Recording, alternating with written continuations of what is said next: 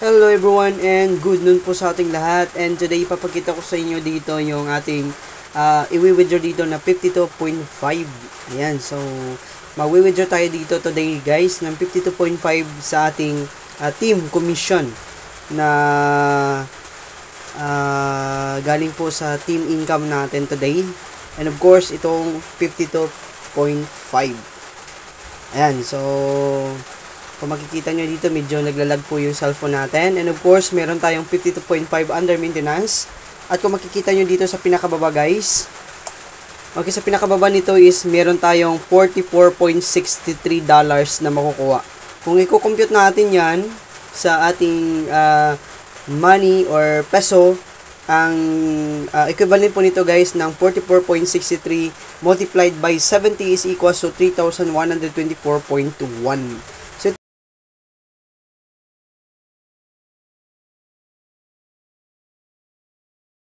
Of everyone, ayan, so today papakita lamang po natin sa inyo yung ating withdrawal dito kanina, na kung saan nag-success na po yung ating withdrawal kanina dito guys, na kinuha po natin yung ating team commission. So to double check, pindutin lamang po natin yung withdraw, then click po natin yung withdrawal record, and kung makikita nyo dito, okay, $0 na po yung ating under review. Okay, medyo mahina po yung internet natin guys. Okay, all in all, we have 267.2 na withdraw na dito yung transaction natin. Ayan, so sa pinakadulo nito, meron po tayo ditong 52.5 kanina na withdraw. So ang total amount ng pera na-receive natin is $44.63. So, compute natin yan. Compute natin tong 44.63 times 70 kung magkano yung makukuha natin. So, we have 3,124.11. So, i-double check natin to kung dumating nga ba ito sa GCash natin. Okay. Gamit po yung isang cellphone natin dito. Okay, double check natin to, yung GCash natin dito sa isang account natin.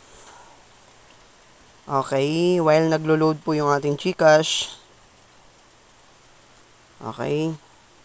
Then, enter lamang po natin dito yung ating PIN. Okay, magkano yung kanina? 1,000 at 3,124.1. 3,124.1 yung marireceive natin doon sa approved na withdrawal natin dito sa ating SKP Mine. Yan, medyo mahina yung internet dito. Okay, araw po ngayon ng Tuesday, September 12, 2023. Ayan, mahina po yung internet natin. Okay, habang hinihintay natin yan, then balik muna tayo dito sa ating SKP. Okay, so kung makikita nyo kanina, kaka-withdraw lamang po natin kanina ng 52.5. Meron naman po tayong team commission na 1 point something yung kanina. Ayan, meron tayong 1.42. And bukas, i-withdraw naman natin po ulit itong ating $21.62 para makita po natin yung ganda ng system ng SKP.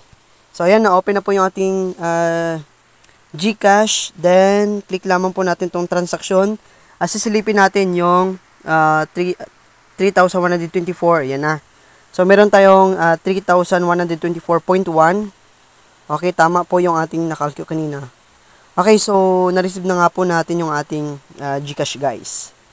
And ayan. So, napaka-happy po na approve po yung ating withdrawal this day. Kasi may mga issue dito sa ating GCash.